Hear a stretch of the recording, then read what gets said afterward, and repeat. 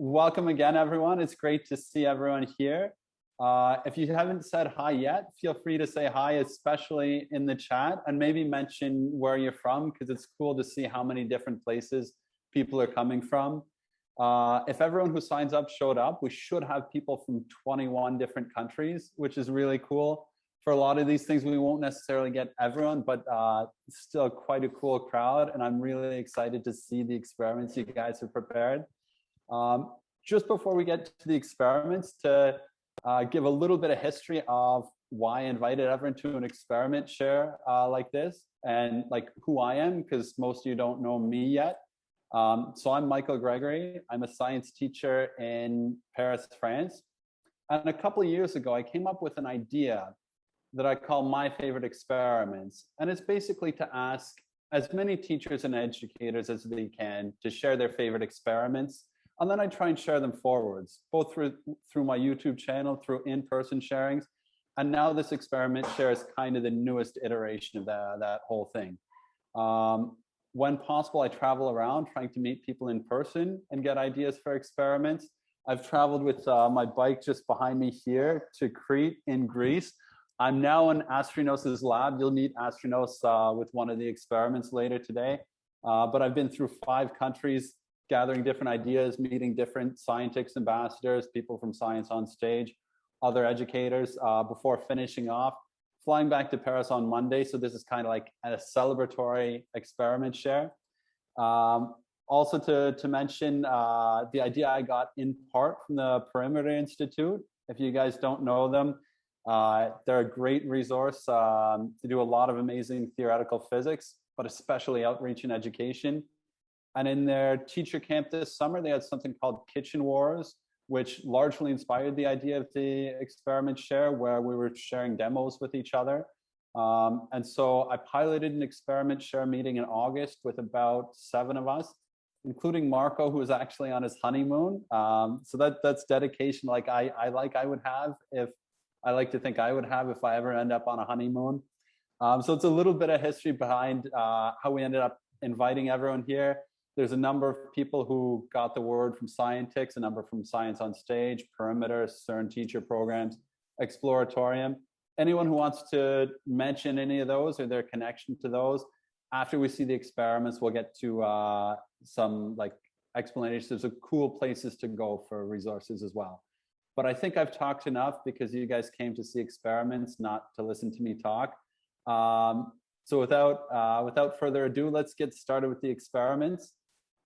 Those who are presenting, I put together a tentative program which needed to be changed because some people might be late. The first I have on the order right now is Juan Diego in Spain. I haven't noticed if you joined yet. If not, the next up on the list is Marco. Are you ready to present if we start with you, Marco? Yeah, of course. Awesome. So I'll turn things over to Marco. Oh, also I'll spotlight his camera. I assume everyone's quite familiar with Zoom after the past year or two we've had together. But I'd recommend putting into the speaker view so you see Marco big rather than everyone else, but up to you how you manage your own Zoom. So Marco's an amazing teacher from Germany who I met during CERN's International Teacher Weeks in 2018. And he does a lot of cool stuff. He's been a guest host on my virtual camps a number of times, and I'm really thrilled to have him here and to start things off. So thank you, Marco. Yeah, thank you, Michael, that I have the chance to be here again. And yeah, I'm a teacher in Germany teaching mathematics, physics, and informatics. And yeah, you told our history, and so I just want to start with my presentation. I don't have my experiments here. I don't do them live. But maybe you got the material which was on the invitation. So feel free to do these experiments during my talk. Just trying to share my screen again.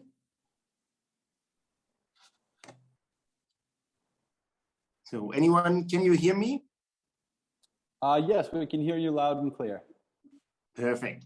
So, okay, I'm going to talk a bit about the mirror world, and my statement at the beginning is looking into a mirror is like looking through a window into another maybe identical world. So for the first experiment, you need a mirror. Maybe the best one is with the size of a bathroom mirror. And you need a bright lamp. In my version, I used a 12 volts and 5 amps bulb.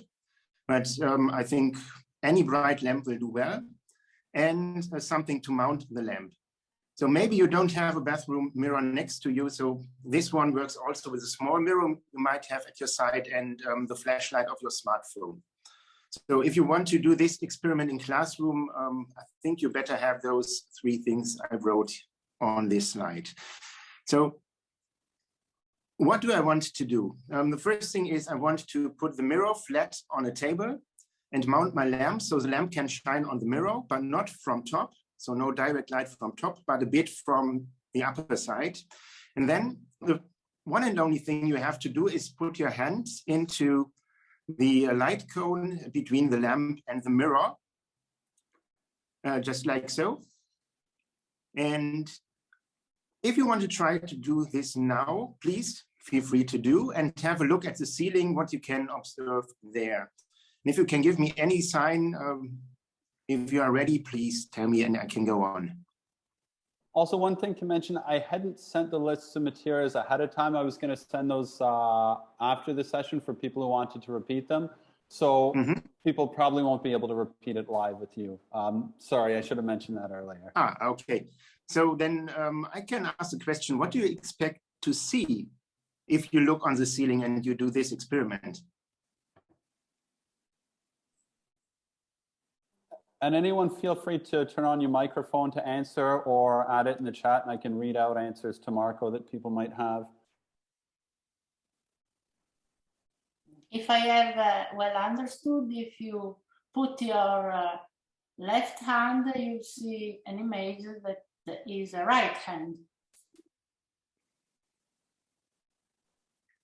So as you see in the left picture, right. And what do you see if you look to the ceiling?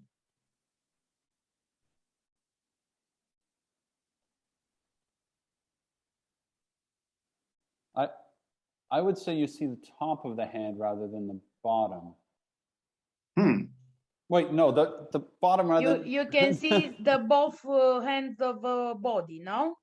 You see the shadow of the hand. Yes, but if you look from the center, you can see it's like the both hands. And in fact, you have only one, no? This is the idea. So let's see what you can observe. If you do this experiment, as you see here, you don't see one hand or one shadow of the hand on the ceiling, but you see 2 shadows there. Yeah, that's like you mentioned before. And did I hear wow? So if yes, yeah, that's the reaction I want to hear at this experiment every time I do in my classroom. So you see 2 shadows on the ceiling. And the question is, why do we see this? Because if I ask my students, they say maybe 1 shadow or nothing. So the answer is quite easy. I just made a photo, just looking with my smartphone to the mirror. And of course, in the mirror or behind the mirror, I see the lamp. And this lamp is somehow shining through the mirror to the ceiling because we see the light spots on the ceiling. And as you see here, also my smartphone makes 2 shadows on the ceiling on top. So 1 large and 1 small. And why does this happen? So if I just make a simple drawing of this, I see the real world on the upper part and the mirror world, I call it, on the lower part. And of course, there's the image of the lamp and the image of the object I draw in green color here. So now if we construct the shadow, which is made by the lamp under the mirror, we see 1 shadow, which is produced by the upper object and the object in the mirror world. So this is the answer why we see 2 shadows on the ceiling. And of course, we can do the same with the other lamp, so with the real lamp. And of course, if we look in the mirror, we see 2 shadows in the mirror.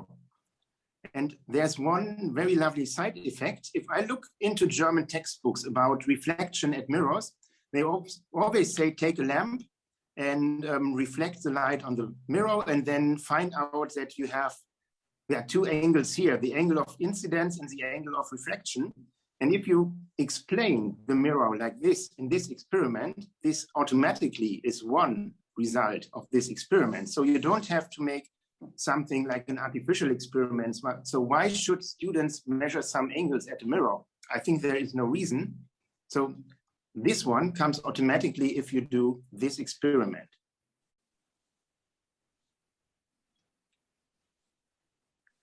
So this is my first one, and I think I stop here.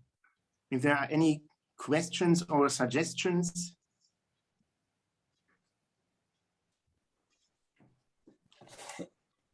That's awesome. Thank you, Marco. Does anyone have any questions or suggestions for Marco?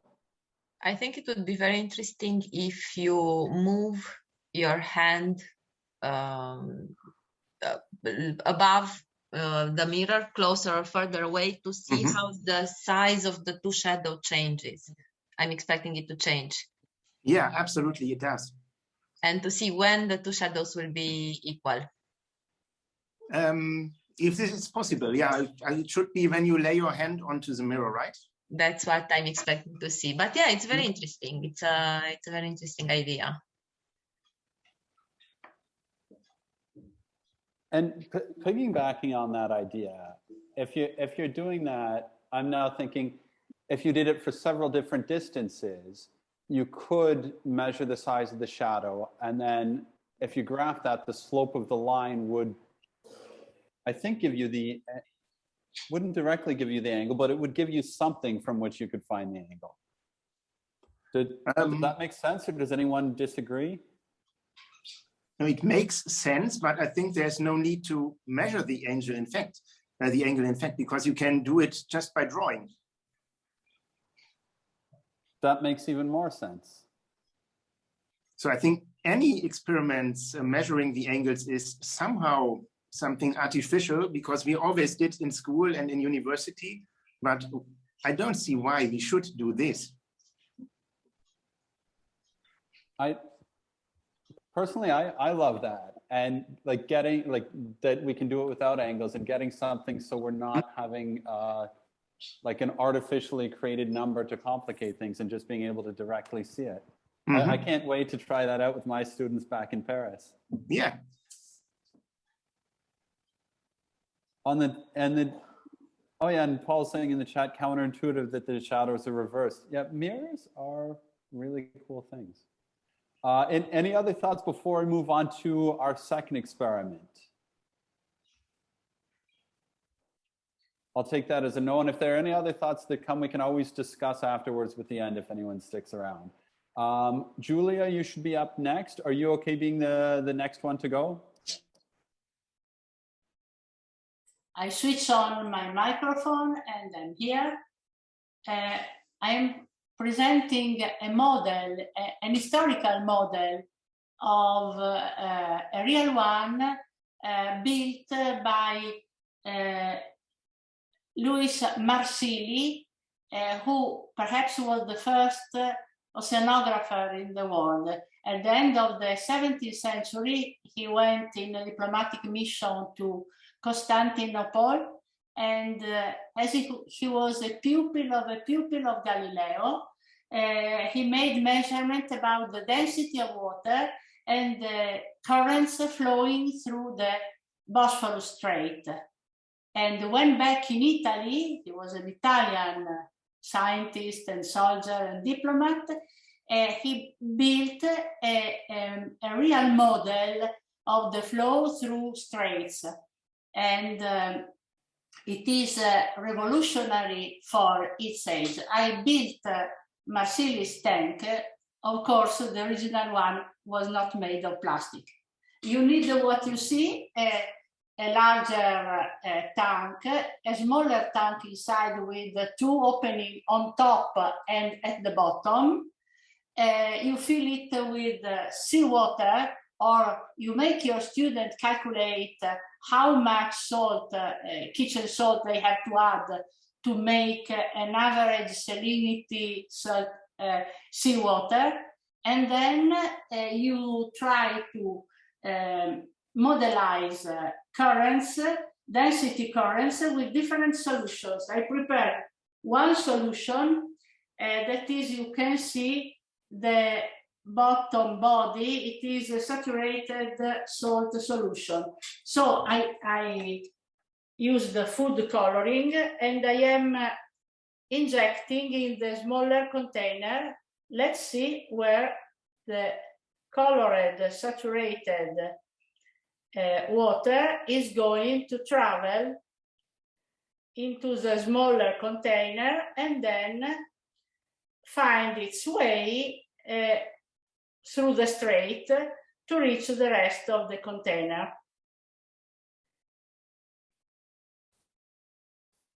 You can see that in spite of some turbulence, the colored water is going to sink and to pass through the lower opening as it were in a strait like Bosphorus, but also Gibraltar Strait is the same, and then flows on the other side of the container. Then I prepared some tap water without salt, so for sure it is a less dense solution, and I use this solution, this colored solution, to make the same as before. So I inject slowly and steadily in the container that is filled with salt water, average sea water salinity, 35 grams per liter, and I add my less dense solution. The solution is going to, matter of buoyancy, okay. The second solution, less dense than the first one, is going to stay near the surface and to flow through the opening on the other side.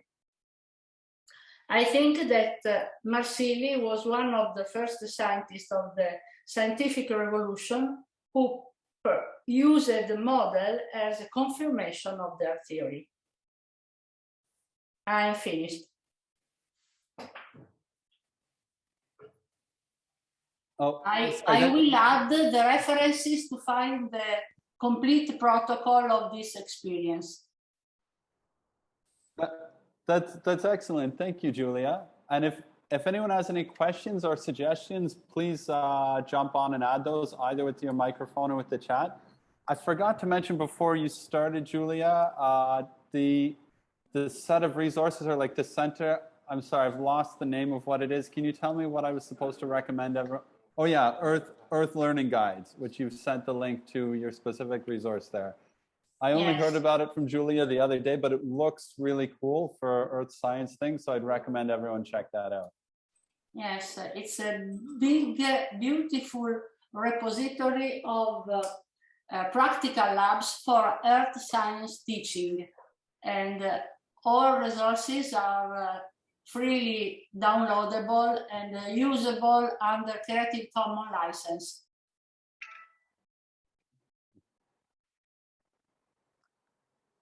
So that sounds like a really cool resource. Oh, and Paul has a neat idea with a green laser to show difference of refraction too. So great suggestion there. Any other ideas or questions before we move on? And I think the next one up will be Nicoleta, if you're ready. Any last questions for Giulia before we move on to Nicoleta in Romania?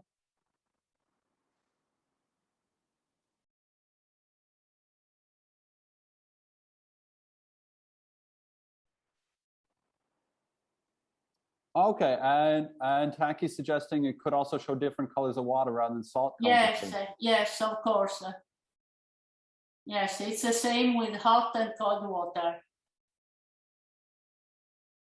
So you can address different concepts like density, salinity, and I think students can touch something that they usually don't have experience about, direct experience. Excellent. Thank you again, Giulia. A pleasure, my pleasure. And now, Nicoleta, are you ready to show your experiment on mask sterilization? Yes, just a little bit to be upload from the YouTube. We put translation on our experience. Our experience, it was just a little bit, it's okay. It's in on my screen, okay. Just go to sharing. Okay, so I'm a coordinator of a robotic team in my school. So in 2018, the leader team of our robotics won a place in global robotics and was in United States in Detroit. And here we are a national competition called Birthday First Challenge. It's come from United States. There are many high schools in this competition.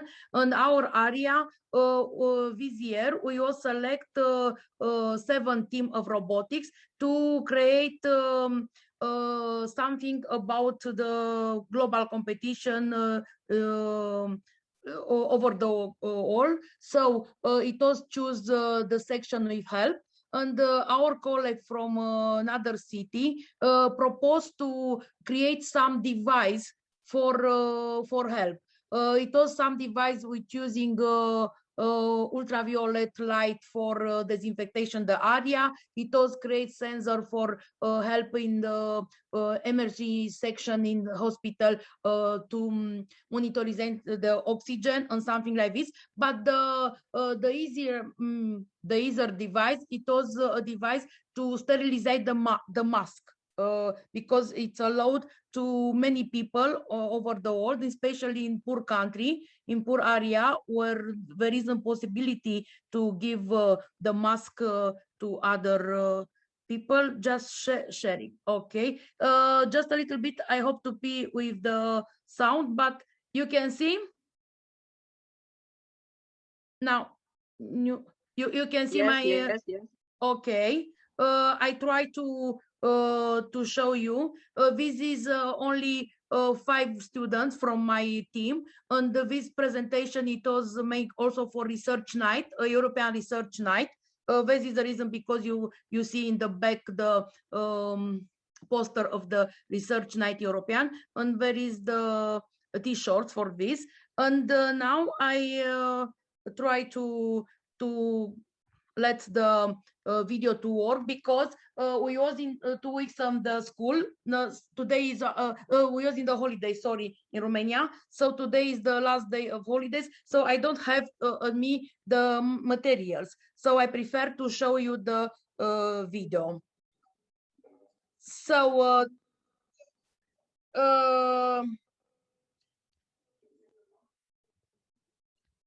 so here they present the sterilizer mask. It was created by a regional team, and it was in the competition first Teach Challenge competition. Now I show you what mean this. So the sterilizer was based on the Joule effect. Okay.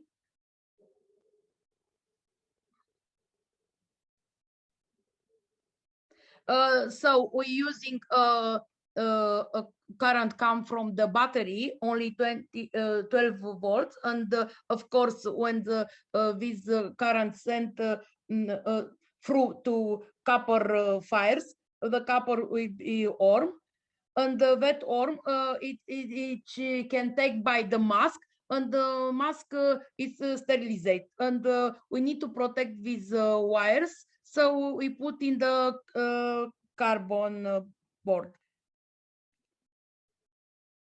This is the battery.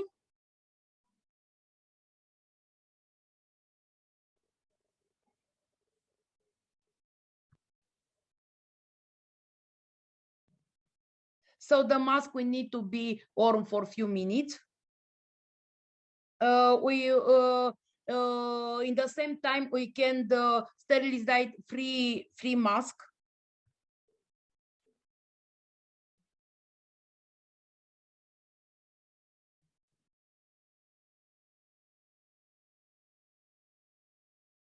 So an advantage is that we're using cheaper materials, less $1,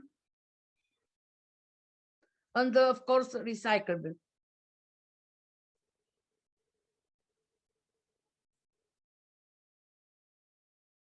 There is a risk when the copper wire can be heated up and you may burn yourself.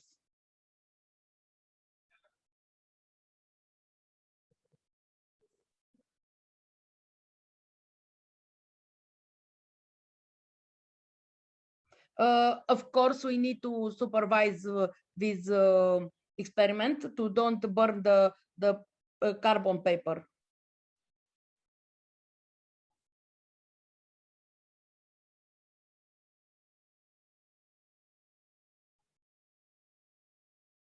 Okay, these copper wires we'll put to the battery. And of course, when the current sent through this wire will give a warm Joule effect. Now we put the mask in this sterilizer.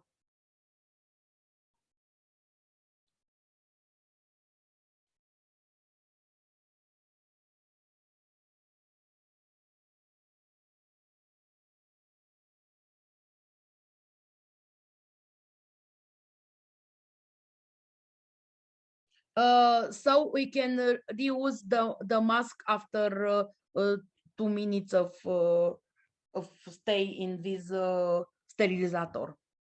So this idea, together with other two devices, take the gold prize. So the first prize on our Beredev First Challenge competition. Sorry. So this is our experiment. It's easy. It's too easy, but sometimes the easy things are so how do you say, great experience for the students. They can do by self.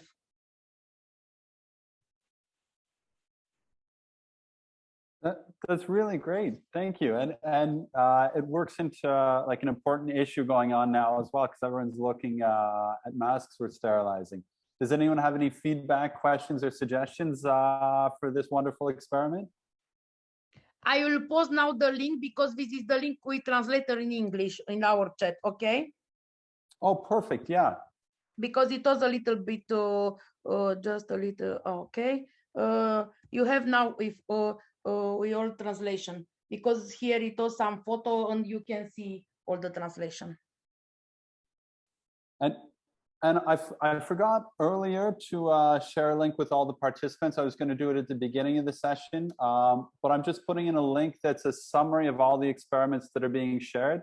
Most of the people presenting experiments, they've written a description and a list of materials you need to repeat the experiments in your own classrooms. So hopefully that'll be a useful resource in addition to seeing what we're doing here to help you repeat things. Also, anytime there are links that are useful, anything that comes up in the chat, I'll be saving it, looking through it afterwards, and trying to add it to that document anywhere where it would make sense.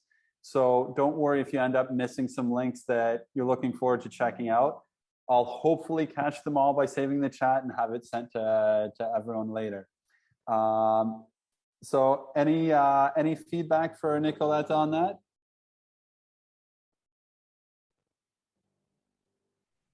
Okay, yeah, and Antonia's mentioning that it's good to have the link so we can look at it afterwards as well to understand in more detail. Yes, I was a little bit confused because here we have a photo, we have another band, and after that it was a translation. So for me, it was a little bit confused. Okay, now I put the link. Okay. And for me, it was a bit hard to follow because I'm managing telling everyone who's going next to, and so I missed some of the details of experiments, trying to do like admin stuff in the background. So it's great that I can check that out as well, because nothing against anyone's explanations. It's just trying to multitask several things at the same time. I missed some details that I'm really going to pick up on later. And that's a great question from Giulia. Is that procedure for sterilizing effective for viruses as well? Or is it mainly for bacteria? I think the question is like, is it mainly for bacteria rather than viruses as well? But feel free to add precision to that question if I got it wrong. And anyone, feel free to jump on your microphone if you have questions too.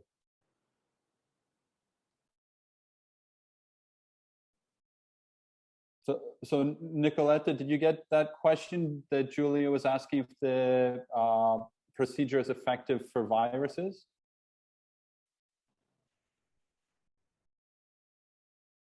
Well, that's great from Paul. Apparently UVC is used for viruses.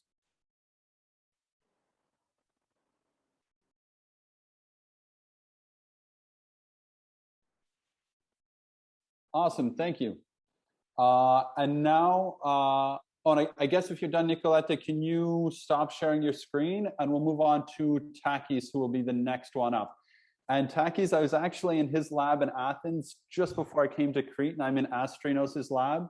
So we're finishing with 2 of the Greek teachers presenting experiments.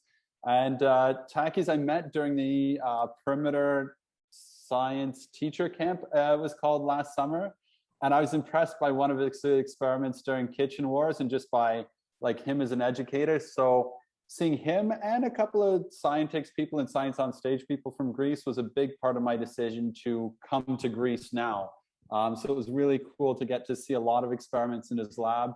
You'll see 1 or 2 videos coming out on my YouTube channel filmed of Takis experiments in his lab once I find time to edit them. So not in the immediate future, but Takis has a lot of cool things to show. So I'm really happy that we'll be seeing 2 experiments from him here.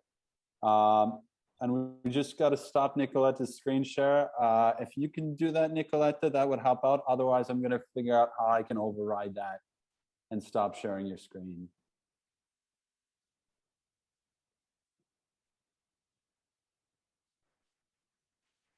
Perfect. So now we're ready to go to Takis, and I'll spotlight him so everyone can see him big. Takis, great to see you again. Thanks again for last week, and turning things over to you. Thank you, Michael. It was a pleasure to have you here in Athens, and thank you for organizing that and for inviting me. I am in my house, not in the lab. This is why I have decided to bring some very small experiments and very brief. So the first one, which I think is quite well known, but nevertheless, I would like to show it to you. Perhaps you are familiar with the Pizzagoras Cup. Something like that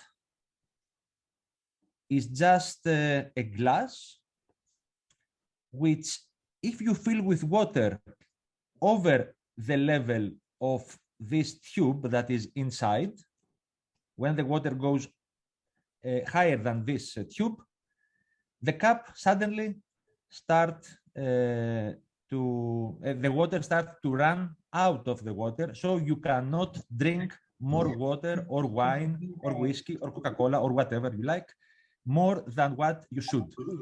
And an easy way to do that is to use a plastic glass or a plastic bottle that you have cut, and then you drill a small hole. I think it would be fine. On the bottom of the cup, and with some hot glue, you glue the one edge of the flexible, transparent plastic tube, and the other edge is free to move, and we put it near the bottom. So now we are going to add water, and as long as water is lower than the tube, nothing happens, and we can happily drink the water. But if we try to cheat the cup, things start to get ugly, and the water starts to split through the bottom of the glass. In fact, this is just a siphon, but the open edge of the siphon is running through the bottom of the glass. And in the material I have sent to Michael, there is also one proposal for a 3D printed cup of Pythagoras, so you can download it and print it if you have access to a 3D printer. So this is the first brief experience. I don't know if you have any questions or anything you would like to add.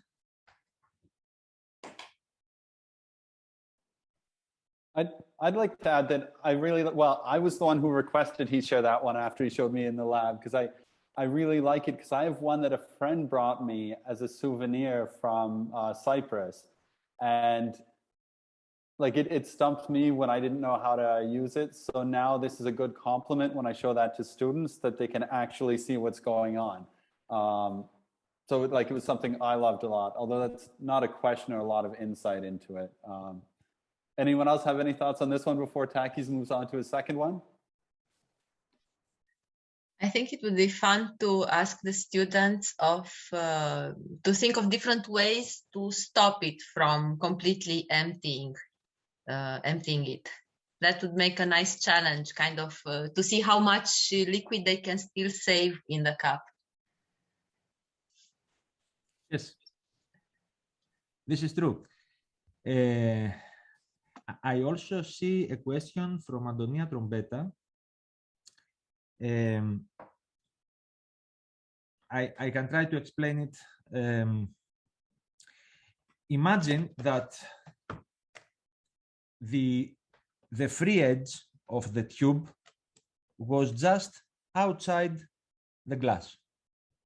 And imagine that the tube was like that. It was under the level of the bottom of the glass. When the water goes over the tube is full with water, and one edge of the tube is at that level, and the other edge of the tube is under that level. So because of atmospheric pressure,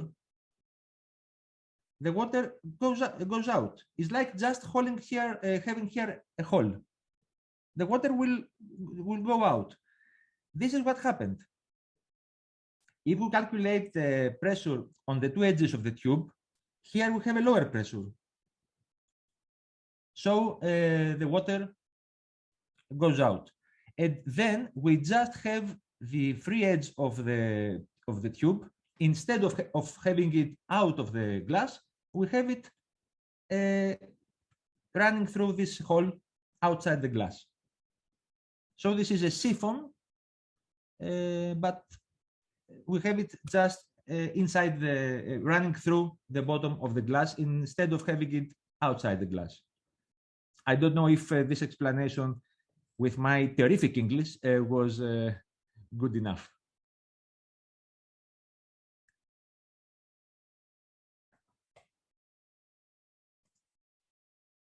And for me, it was very clear, but if anyone still needs more explanations, please let Takis know.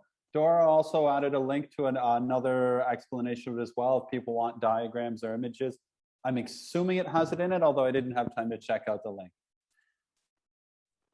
And if there are no other questions, we can probably move on to your second experiment, Takis.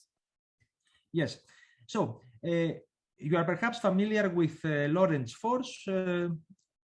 That meaning that if we have a current in a wire, and this current is inside the magnetic field, there is a force on this wire.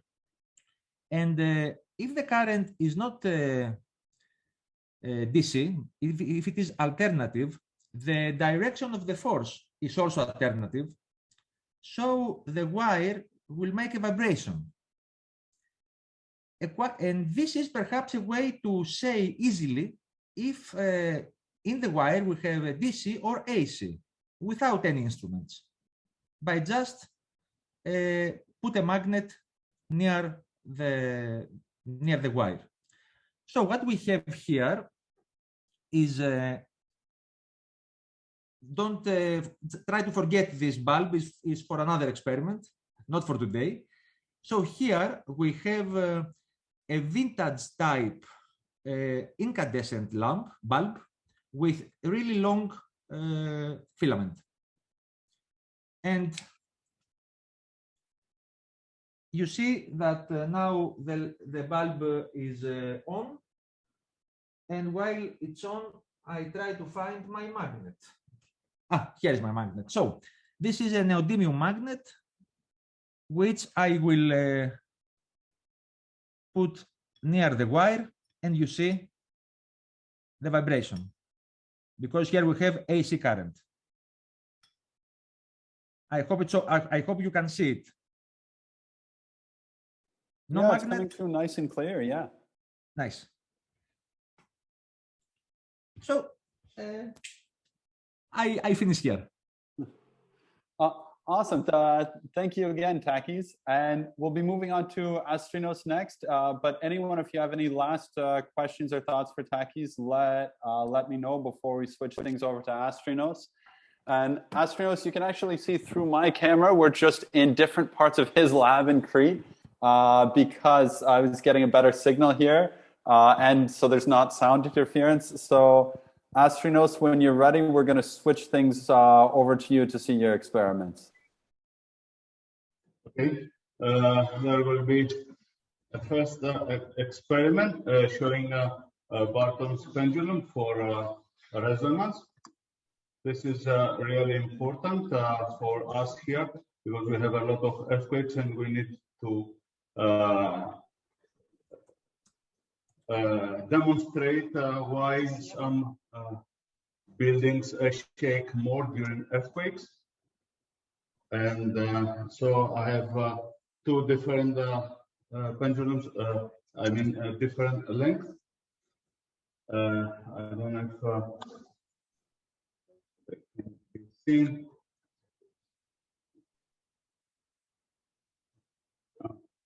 Okay, maybe I have to switch to something more colorful. I don't know if this work. You can actually do anything at all. Maybe something like this ball. It's okay. I think it's a lot better. I'm not sure if I thought that it would look good on camera, but it doesn't. So I have to improvise a little bit. Good that we're close to Christmas, so we have access to all this beautiful trash. And okay, so I will just make balls. The two different pendulums. I don't know if I have the word, if it's the word correct or it should be pendulum, but okay, never mind. It's something like this. Two different buildings, for example, two different resonant frequencies. Of course, we can turn it into a stem very easily by calculating the period or frequency of this. And so now I will, for example, I ask my students to tell me which one they should, they want me to move first. And it might be, for example, the orange one. So there is a hand-to-eye coordination, and only the orange ball moves back to fourth, and then I can actually switch and decide that I want to move the purple ball. And so the trick is that as long as it starts moving, you just provide energy at the same rate, For example, when it reaches me at the closest point, then I pull slightly this rope. Of course, as you can see, the position of the rope is irrelevant to the position of these two pendulums.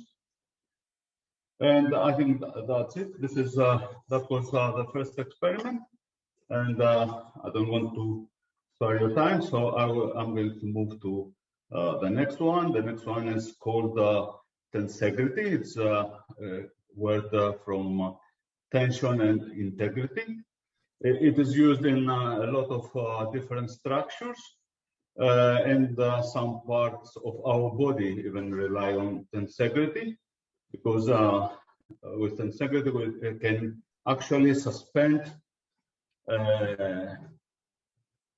surface. I don't know if you can see it very well. I will try to show it. I have two surfaces made of foam board, and these two posts glued together and having enough support. I have used a fishing line to, so I want to support one surface on top of the other. Of course, when it's something like this, which is pretty impressive, because if I tie this last 15 for those that might be interested in doing this, I can send a template to Michael, so he can share with you. This is secure. This is the last one. Remember, we'll start with the center line, and then we tie this and tie this. The four ropes only keep the structure from toppling over, if I'm right.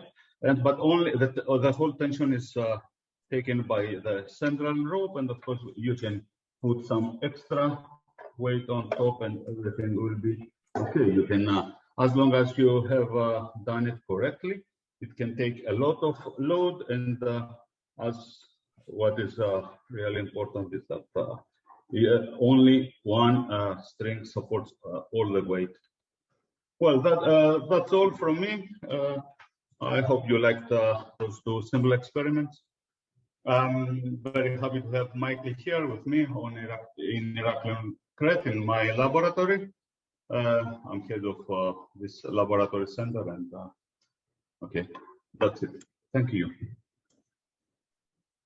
And thank you also for having me here. We'll have to near the end come together so people see us together rather than me just like showing you through the window over there. But yeah, I didn't mention yet, I don't think when I introduced you, I should have. Astrinos is a Science on Stage ambassador, and he does a lot of amazing things. And it was because I admired him so much that I contacted him when I was coming to Greece and decided this was the end point of my trip. So like it was out of admiration from Astrinos, and it's been amazing spending a couple of days meeting him, being around his lab. I've even slept in his lab, actually. So he's an amazing guy, and thank you again, Astrinos. It's great to be here in your lab.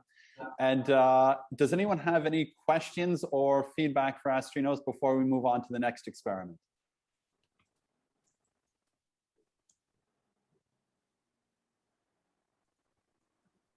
Looks like everyone's good for that. I know I can't wait to try out Tensegrity back at my school. I'd seen it in YouTube videos, but not yet seen a way to try it. And so here with Astrinos, that gave me the tools or like the knowledge I know to need to try it out with students back in Paris. Okay, and now it's my turn to turn the camera on me. So I'll just show you some of the equipment I have set up here. I actually had it set up in the other room all nicely before people were connecting. I got nervous about a bad connection, so sorry if it's a little bit of a mess here. But this is one of my all-time favorite experiments. If you know me well, you might have seen it before. Sorry about that, but it's one of my go-tos for things like this. So what I have here is an empty beer bottle, a balloon, a one-hole bung, and a straw. And I'm going to show you, parfait, merci. And I'm going to show you how to make a beer bottle thermometer or a gas thermometer with these simple materials. So in this bottle, well, first of all, can anyone tell me what I have in this bottle? Either with your microphone or in your chat, in the chat. Air.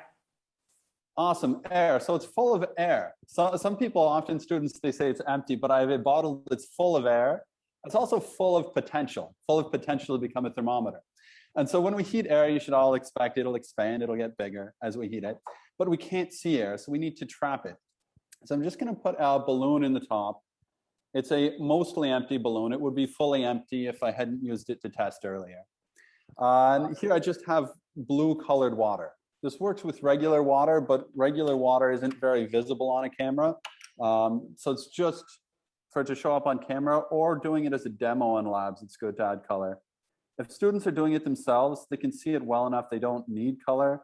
But if you're holding it more than like arm's length away, color can really go a long way. Like I often do, I've overflowed it there, so now it's a mess. If anyone in the next room hears and can grab me paper towel before I start touching my computer again, that'd be great. If not, no worries. I've dealt with that before. My computer gets stains on it from food coloring and stuff all the time. So now I just put this this straw in the one-hole bung, and as simple as that, you should be able to see the level there, and it's ready to go as a thermometer. And the expansion of air is so great compared to, well, yeah, the air expands a lot when you heat it. So even just with the heat from my hands, again, when they're a little bit wet from spilling on them, it doesn't work as well, but you should be able to see with the heat from my hands, we should be able to get the thermometer rising up already. And that in itself is impressive enough for a primary school level. And I've done this in about 10 different countries in different classrooms. And you can stop there if you're in a rush or you don't have time, or if like it's younger kids and it doesn't make sense to go further. But you can go one step further if you have two water baths of different temperatures. So here, trying to remember which one is the cold one, but here I have a water bath. I'm just going to dry things off as that gets down to my lower temperature. Too much background noise if I turn off the, I'll pull out my earphones so I can move around a little bit more. And here I have a thermometer so I can calibrate my new beer bottle thermometer if I understand how to open this thermometer. So one of the problems visiting other people's labs, you don't necessarily know how to open their thermometers first go. And we'll just wait about 30 more seconds for that to come to equilibrium. Meanwhile, I'll grab the kettle from over here. So I'm going to have a slightly warmer water bath. And actually, this is my warm, which makes sense for it being so high. So I'm just going to make it slightly warmer. Not too hot, because it'll easily go out the end of the straw. And as I'm waiting for that to come to thermal equilibrium, feel free to jump in with any questions or interrupt. I'm used to being interrupted by students, and I generally encourage it, because anyone who interrupts, they at least, in their own opinion, has something more important to say than I do. So here it's coming to about 30 degrees. So I'm going to mark that as my 30-degree mark. Also impressive how many markers you can mess up getting them wet doing an experiment like this. So try and be careful that things are dry when you're repeating it. So for 30 degrees up there, and now I'm just going to cool it down to my lower point to calibrate.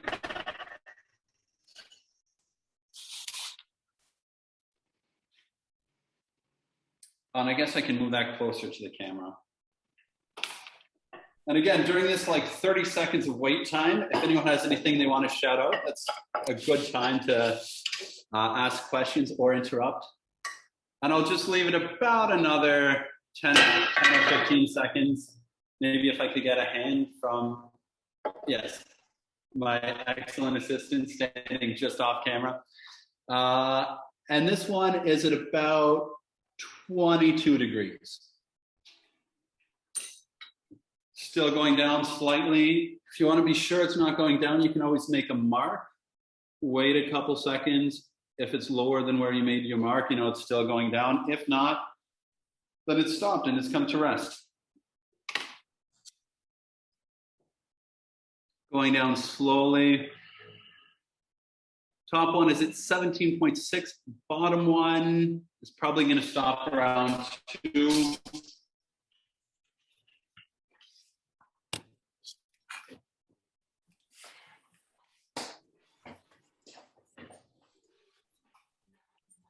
What was the higher temperature? 30?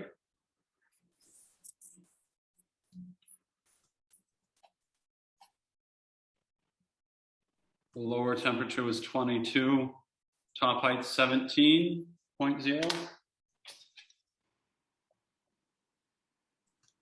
No, 17.5. Bottom height, it's going to stop around 1 there.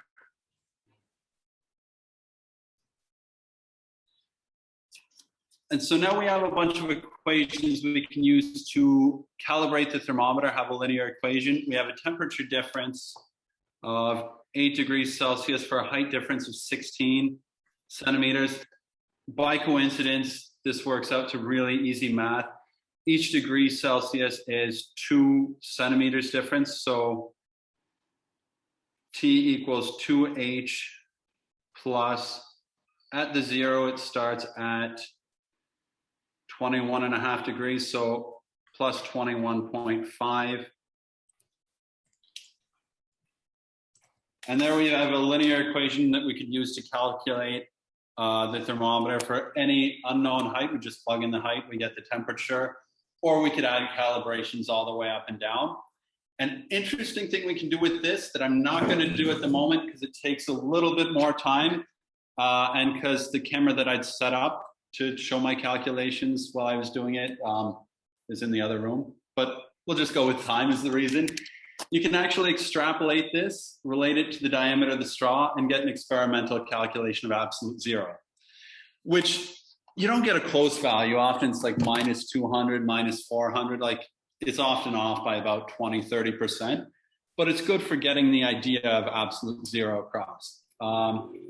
So that's one of my favorite experiments to show. It's also a good excuse when you're getting to a new city and you're going to show an experiment. You need to get the bottles, and they often come full. So you have an excuse to empty a couple of bottles the night before the experiment. So does anyone have any questions or feedback before that one, before we move on to what's probably the last experiment of the day?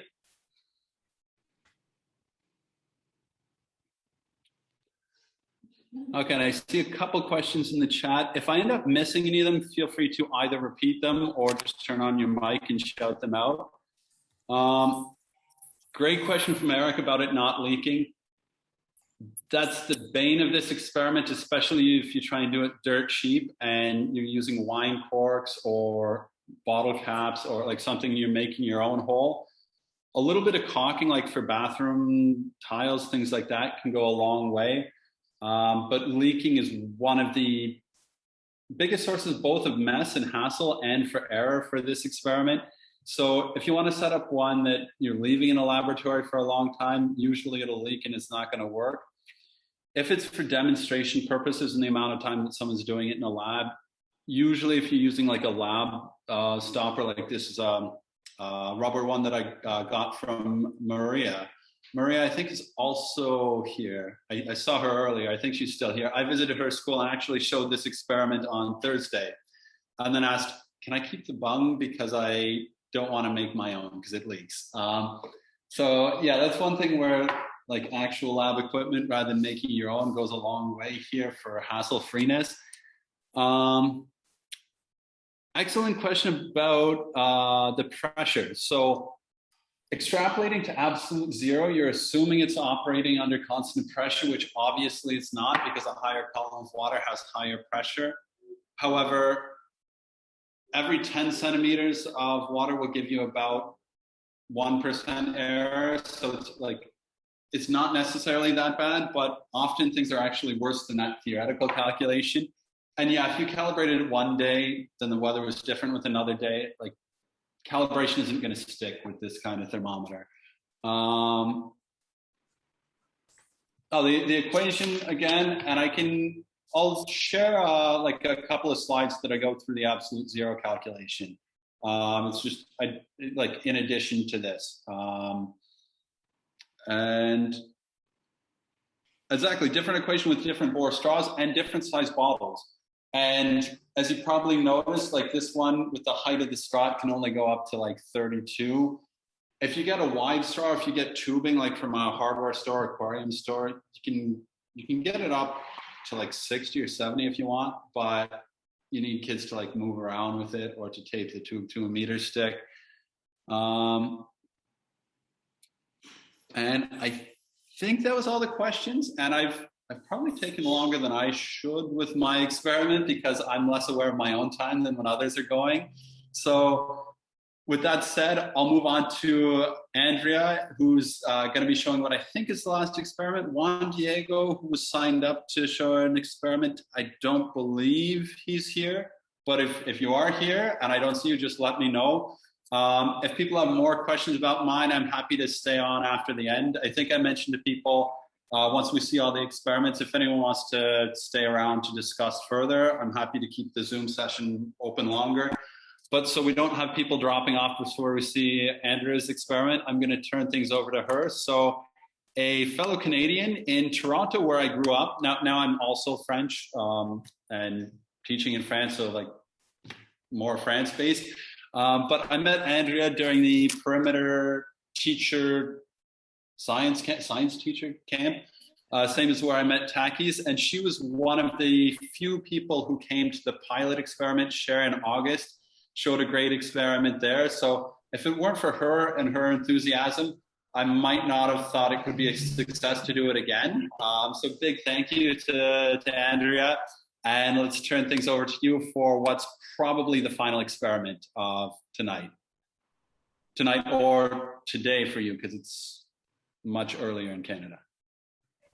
All right, I'm just going to make sure everybody can hear me.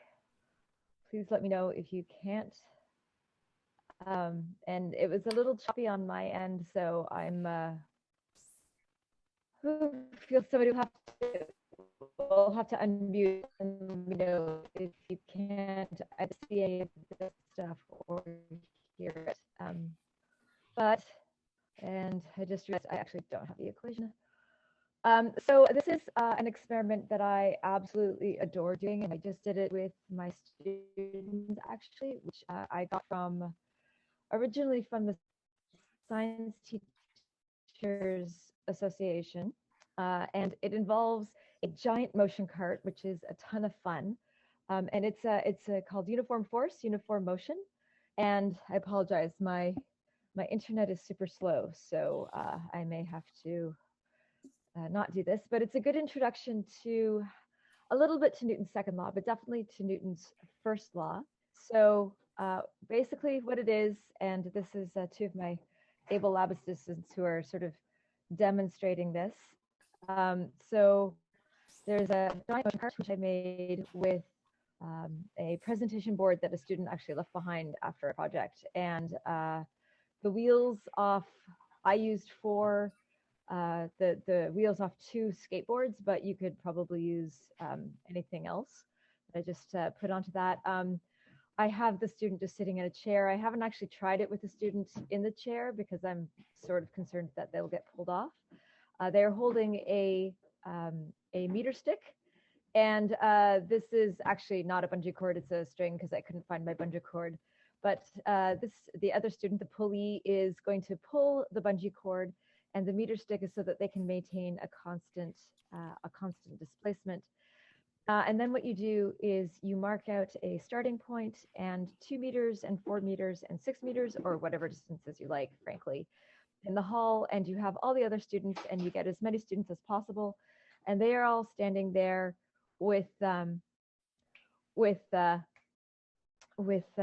timers. And what you're going to do is they are going to record the times that it takes for the pullers to get there at for the cart to get there at 2, 4, and 6 meters. And it looks something like this. I've got to hold it steady, and you because they need to be pulling it at the beginning, and of course it speeds up tremendously, right? And once sorry, my cart lists to the side. I haven't been able to figure that out, but it will just sort of look like this. And you do many trials. You get as many trials as possible, so that to begin with, before you do all this, and I just realized I put that in the wrong place, I always ask the question, do you need a force to be in motion? It gets at that misconception about, right? The students always think, yes, you need to have that force to stay in motion. And so I say, well, so will a constant force lead to a constant velocity? And of course it's staged that way because it's stated that way because of course they're pretty much going to say yes. And so I say, well, this is how we're going to test it. And what would you expect to see? If we do say, if we were going to see constant velocity, and they all say, right, we're going to see equal time intervals. And then we post the trials. I get them to write all their times on the board. For some reason this time not everybody took their trials, or they decided that the trials were a bit off. But we talked to the puller, and I said, right, so were you moving at a constant velocity? It is like, no, it was coming, like that was speeding up, definitely. Like they sort of sense it. And they can see that the trials are not, that the time intervals are not constant. So what from this, if you have introduced acceleration already, and I will sit there, I'm supposed to have the equation there for the acceleration. But you get say, all right, so maybe it's constant acceleration. Maybe the acceleration is constant. And it turns out actually that it is true, or at least fairly true.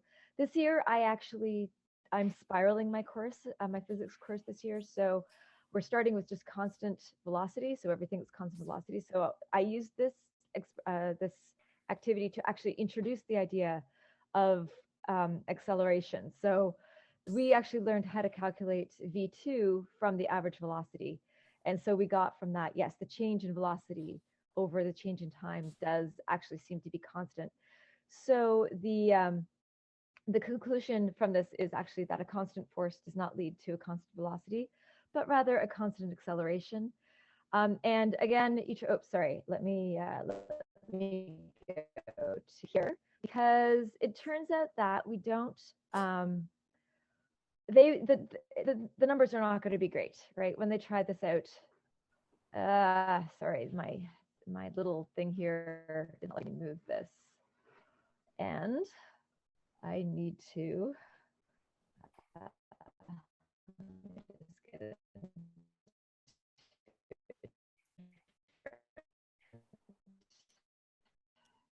Things so I can this is blocking my little spreadsheet.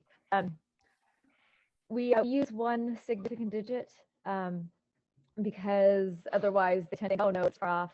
And I've been gathering data for years, because some years you're just going to get people who their timers are weird, or it's the first trial is not great, and then the second trial is also not great. The first trial, by the way, the first trial is always terrible, because the person who's pulling always lights up when they see that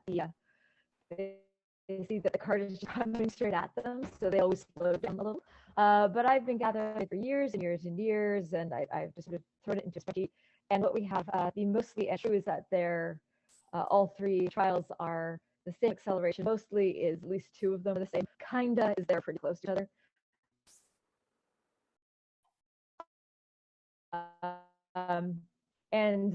Right, so how many are true or mostly true? And I'm getting between 76 and 95% are pretty much true. So we can say with certainty that a constant force does lead to constant acceleration. What am I trying to say? If you don't have a motion cart, it's fun to do. It's a great activity to do with the students because they're actually doing it. You can use a thin cart. I put this together this year because the students are still virtual. So this is just a virtual cart, and it's actually 2 trials. So the second one, I think they changed it so it's slightly less. The fan cart is less. The force is less, and it's a nice different. You are getting slightly different forces each time, but they can look at this. You can also set up a Fletcher's trolley where you have just different masses pulling the cart forward. So they say, right, this is a constant force, and you could just get the kids to take measurements that way. Some caveats with this when they are doing the trials, and I'll go back to the picture. They may be tempted to take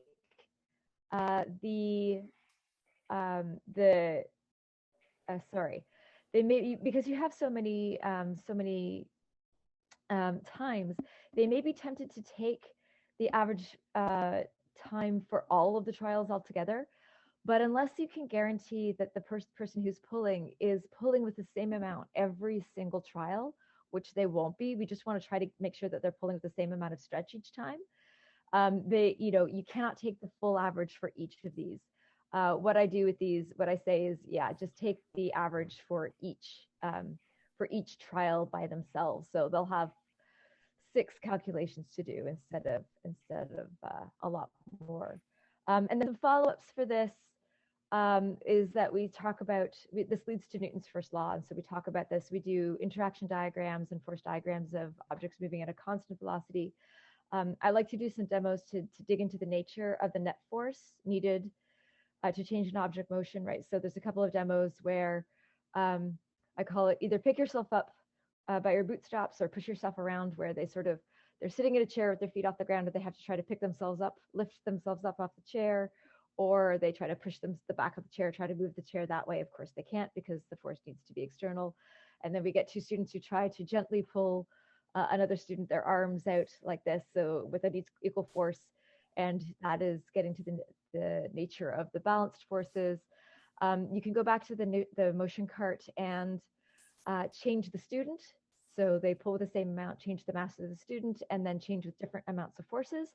And that can lead into sort of a rough version of Newton's second law. You can also use the bungee this cart for Newton's third law, right? You have one person standing on it, another person pushing, and you get them sort of pushing against each other, and the person on the cart will move. If you make 2 carts, they will push each other away, but you can get the one person who's moving will push themselves away. At least, and they'll push on a wall. Like it can keep this motion cart it's very useful for lots of things, but at least for that first particular activity, it's a great activity. And that is my presentation. So I will stop sharing. That's awesome. Thank you, Andrea. Does anyone have any feedback or questions for her? Yes, I could share. I can absolutely share the demos file.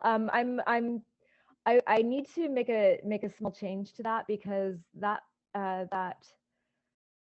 the video that I'm using is not my video, so I need to take a video of my own fan cart and make it a little bit better because it's really small, so it's kind of hard to make the measurements, and the person's in the way, so I don't feel comfortable making it public because it's not my own thing. But as soon as I make my video of that, I'm happy to do so, or I can give it to you if without the video or something. Like I can give you the base thing with it.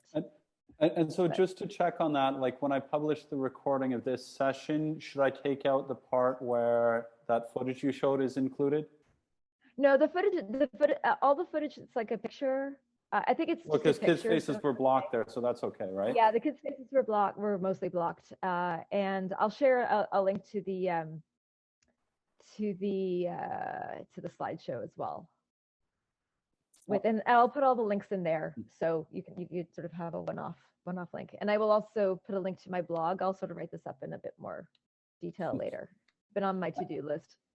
And all those links, as well as like descriptions that anyone's provided, I'll put in the document that I've just put in the chat again.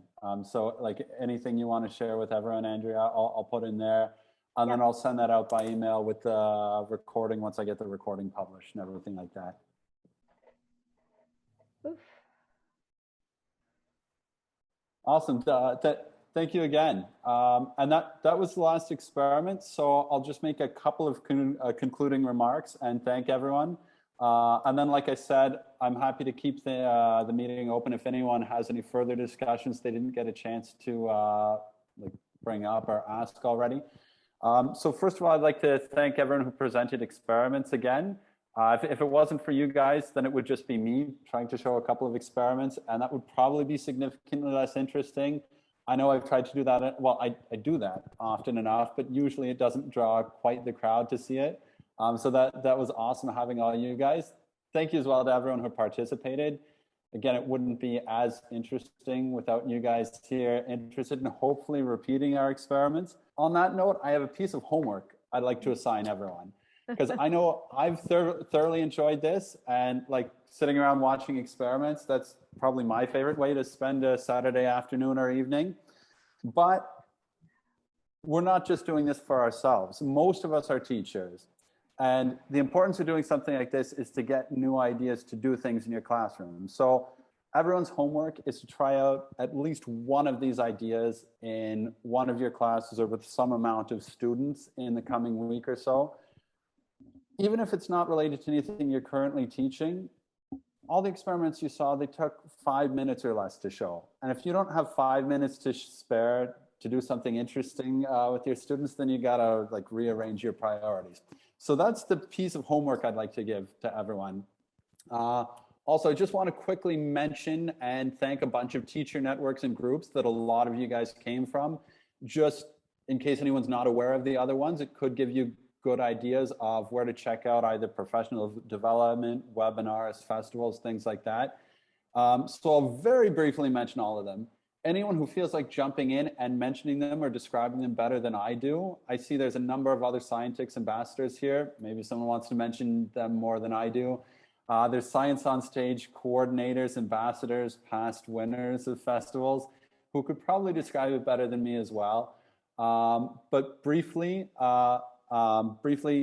Scientix is the network for science education in Europe. I think it's called. They have a repository with teacher-generated resources available in, I think, 37 different languages. This is something I should have double-checked before pitching it. They have a network of Scientix ambassadors. They have webinars. There's a really cool one coming up on December 15th that's not yet on the schedule because I just confirmed it with them yesterday. It'll actually be me presenting these experiment shares as well as my YES International meetings. So save the date, December 15th, 5 o'clock Paris time. Scientix webinar coming up. Also really want to mention Science on Stage. I'm really happy and proud to be part of Team France this year, representing my country at the festival in Prague. They're a really cool network of science teachers as well, sharing experiments, demos, things like that. They have excellent workshop series. I know at least one, if not two of the participants, Paul, and I think David was going to be on this, but maybe isn't here, are presenting part 3 of It's Not Science, It's Magic on November 24th. I don't remember the time, but the link is in the document that I've shared with you. Check out Science on Stage. That webinar is going to be awesome. They also, like the experiment share, invite people to share magic tricks. So you might see me demonstrating a magic trick on that one as well. So Scientix, Science on Stage, awesome things to check out. As I mentioned before, I met some of the people here through the Perimeter Institute's teacher programs. They also have a really cool webinar coming up on December 1st, which will be their first attempt at a webinar in French presenting exoplanets. It'll be myself again with their outreach scientist, Kelly Foyle, who generated the activities. So I'll just be there mainly for translation purposes or enthusiasm that I bring to that. But Perimeter has great stuff. And very briefly mentioned, CERN has great teacher programs. That's where I met Marco. Exploratorium Teacher Institute has excellent programs. I think a couple people joined from there, worth mentioning. I think I've talked too long and dragged things on too long. I want to ask a favor of anyone who's not camera shy. If you could turn on your camera so I can take a picture of everyone who's left, who hasn't left yet. And it's going to be to put like on my Facebook page. Astrinos wants to put it on the Science on Stage. So it is going to be published. So if you're not comfortable with your image being published, don't turn your camera on now. But if you don't mind your image being used for that, then please turn it on now. And I'm just trying to change my settings so it shows only the people with their camera on. I really should know how to use Zoom better than this. Sorry that this is taking me a long time to figure it out. If anyone else knows how to do that and send me the screenshot so I stop wasting everyone's time with this. I